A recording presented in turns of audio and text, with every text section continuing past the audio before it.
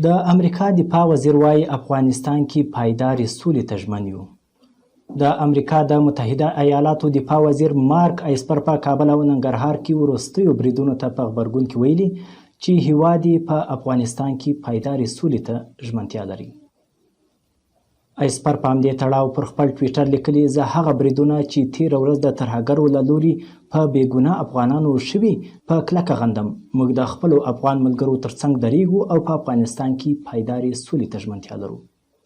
ایسپر دغه څرګندونې وروسته له هغه کوي چې 2 ورځې وړاندې وسلوالو په کابل کې د دشت برچي سیمه 100 بستریز روغتون تر برید لاندې ونیو او هم مهاله یې په ننګرهار ولایت کې د جنازې پر مراسمو چاودنې وشوې.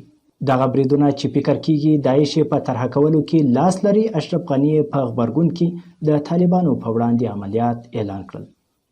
طالبانو بریدونه په کلکه وغندل او د غني له لوري د عملیاتو پیلولو په غبرګون کې وویل چې دوی له خپلو خلکو او سنګرونو د کلکې دفاع وړتیا لري، خو د جګړې د سختوالي مسؤلیت به بیا د کابل ادارې په غاړه وي. د طالبانو ترڅنګ روسیې هم د غني د تعرضي عملیاتو اعلان وغنده او دا ډول پریکړې د سولې د پروسې د ځنډولو په هدف وبللې.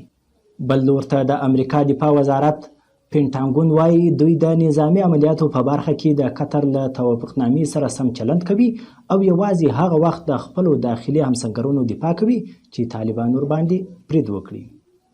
د امریکا د متحده ایالاتو ولسمشر بیا وایي نور په افغانستان کې جګړه نه غواړو او نه هم هڅه کوي ځواکونه یې هلته د پولیسو رول ترسره کړي.